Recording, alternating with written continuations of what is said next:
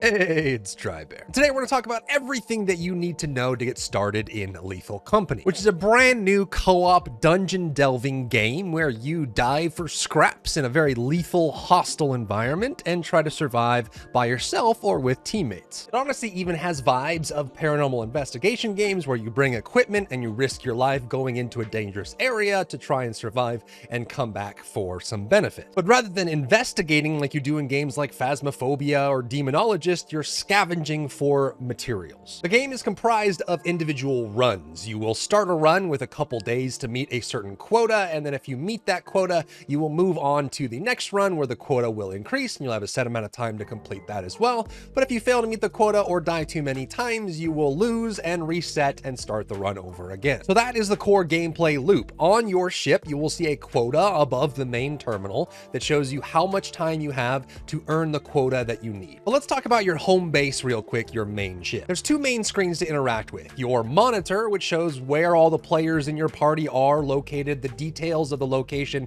you're currently hovering above, and it allows you to land on a moon or take off from a moon to adjust your plans. And next to that is the terminal, and this is where you buy gear from the store. This is where you change locations or route to a new location, where the player that's playing the command chair role can interact with items and objects that are inside of the facility you are landed at, and so on. So the first thing you're going to do is select a location to land on to start looting. You have a set amount of days to complete your quota, and each day is an entire time spent at one location. So when you land on a moon to gain scrap, that will take an entire day. When you leave, the day will be over, and that is it. You will start the day at 8:02 a.m. exactly and be able to go into the facility to start looting. And as the day goes later and later, as it goes into night, more and more monsters start appearing outside of the facility and inside the facility, making it more dangerous to stick around. And at exactly midnight that day when you're landed on a moon, if you are not on the ship will still leave without you. Its autopilot managed to leave exactly at midnight. So you have from 8:02 a.m.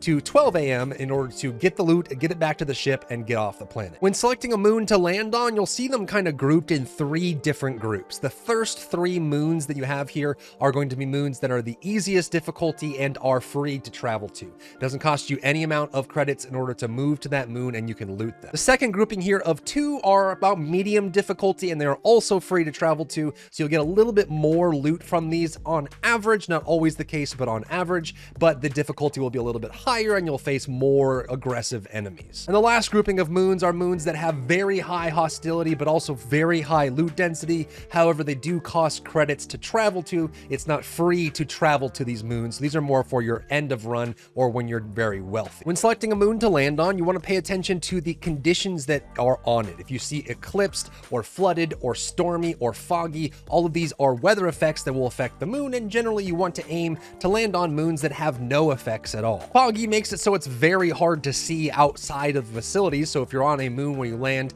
and the distance between your ship and the facility is not a minor amount, you can very easily get lost in the fog, not being able to see where you're going. Stormy makes it dangerous to carry metallic objects from the facility to your ship. This is a big problem because you're collecting scraps. A lot of the items that you're bringing back are metallic, like screws or sheet metal or engines, and if you hold these in your hand for a couple seconds in a stormy environment, you'll get zapped by lightning and instantly die. Now later on, you can get a teleporter that goes from the facility to the ship if you have a lot of money, or you can just periodically drop your metallic items and pick them up after the lightning has passed, and it takes a little longer, but you can get to your ship with this method. Flooded blocks off some areas and makes it more dangerous to travel, but by far the worst one that you want to avoid at all costs is eclipsed. Remember earlier I told you that the beginning of the day is safest and at nighttime it is the most dangerous, because at night is when all the monsters tend to come out. However, if you land on a moon that is eclipsed, it means it starts the day at nighttime, which means you are at your most dangerous at the very beginning of the day, and it's usually recommended to avoid any eclipsed moon if you're trying to loot. Once you've selected a moon to land on, you'll jump out and you'll have from 8:02 a.m. to midnight to loot the facility and get items back to your ship. The facility is basically a randomly generated dungeon, so it'll have a different layout and different items and different enemies,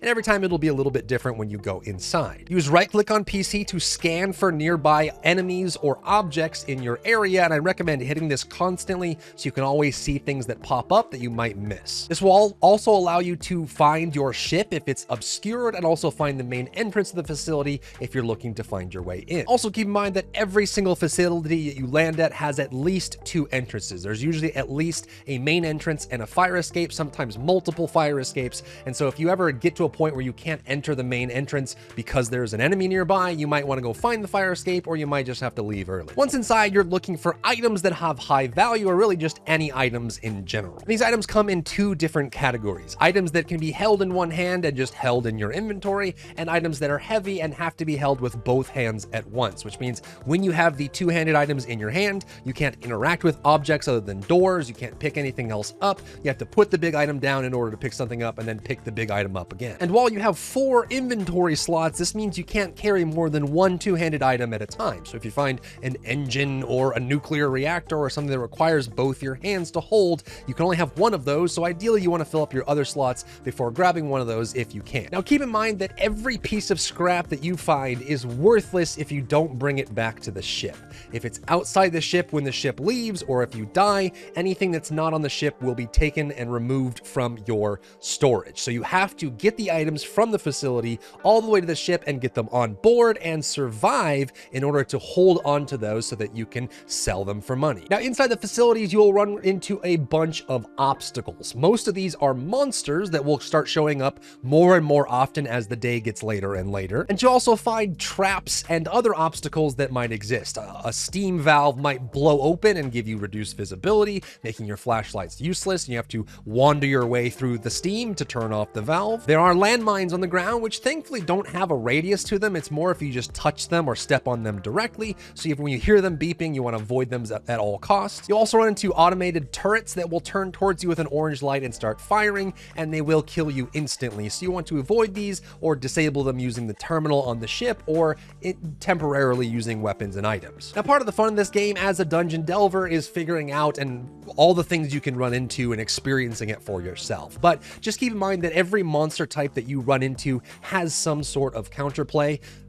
There's a couple of them that you really just want to avoid because the counterplay is not great, but a lot of them you can learn to deal with and coexist with if you know what they're all about. If you get close enough to a monster, you can right-click to scan them and add them to your bestiary, which you can access from your ship, and they will tell you how to deal with these monsters. For the sake of this being a beginner's guide, I'm not going to cover any of the monsters, but I will do that in a separate video if there is interest. You also find secure doors that are closed or open, and the only way to interact with these is using the terminal on the ship. So let's talk about the power of the terminal. First off, if you're in a group, you do want one person on the ship to be manning the controls and the monitors because there's a lot of power in being able to do so. You can watch people through the radar system on the monitor, which allows you to view them moving around, and then you can also open and close secure doors by typing open space the moniker for the door, which is usually a letter and then a number. So open T9 would open a door labeled T9 on the radar and allows you to navigate your friends through the facility. You can also see enemies and threats that exist before they run into them, and you can also, when they get near a turret, the turret will have a name, and you can disable the turret briefly, which allows them to pass without getting shot at, which also helps you navigate your friends to a fire exit or the main door if they get lost, because some of the layouts are actually very dark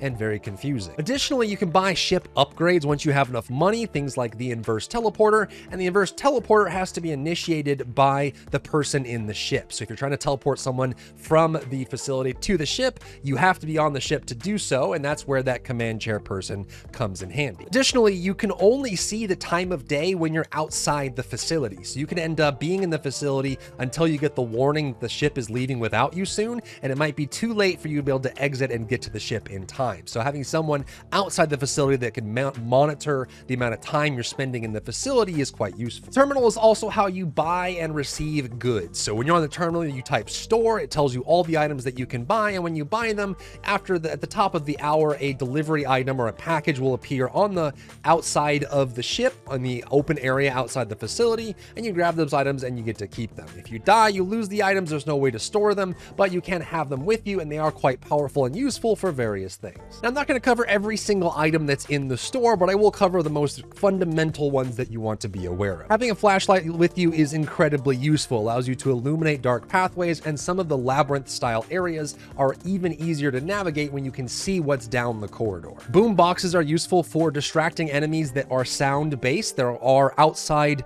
open planet enemies that have no eyes, they're blind, but they respond to sound, so you can lure them away. And there are also facility enemies that are the same way. So being able to lure them away from an entrance so that you can exit that way is extremely useful. The most powerful item that you will need is the walkie-talkie, especially if you're playing in a team. This allows you to talk to anyone else that has a walkie-talkie no matter where they are. There is proximity-based voice chat, but obviously if you have someone in the ship and someone in the facility, they won't be able to be in proximity to talk to each other. So buy a walkie-talkie, turn it on, and hold left click to talk to anyone else that has a walkie-talkie. So ideally everyone on your team has one, so you can keep in touch as you spread out looking for scrap. The TZP Inhalant is basically a stamina reset and speed boost. This is useful for outrunning monsters that are normally faster than your base run speed, like circuit bees or even the eyeless dogs that move very quickly. The Inhalant will allow you to escape them if you get into that situation. You can also type scan on the terminal, which allows you to see how many items are currently in the facility and how much their total worth is, so you can see if it's worth going back to get more and how much you missed. Now, as we mentioned, if it hits midnight, the ship will leave whether there's anyone on it or not. And if your ship leaves without anyone on it, the whole crew is wiped out,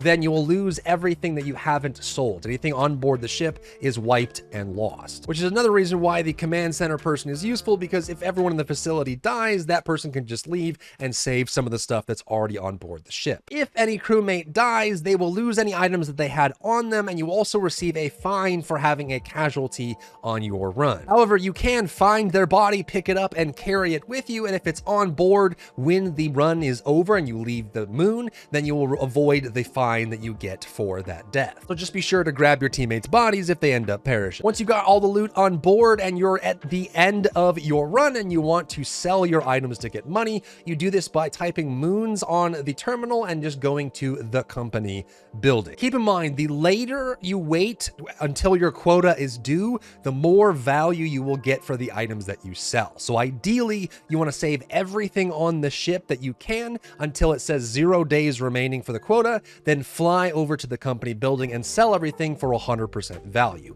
If you sell it every single time, you're going to be wasting time as you fly back to the moon that has the company building, and you'll also waste money because you're not going to get full value from it. But the risk there is that if you have items on the ship and your whole team is wiped out, you will lose it all and get nothing. And that's where I'll cut the video today, just to make sure it's not too long. There's more to cover here around the items that are good, how to manage your money, how to hit the quotas properly, and the specific monsters that you can run into and how to counter them. But I'll leave that there just for the beginner's guide. Honestly, this game is super fun, so I hope you're enjoying it. Let me know what you think about Lethal Company down below in the comments. If you found value in today's video, leave a like down below, leave a comment for the algorithm to help this video get seen by more people, and don't forget to check out my other channels for other content and other stuff and other things.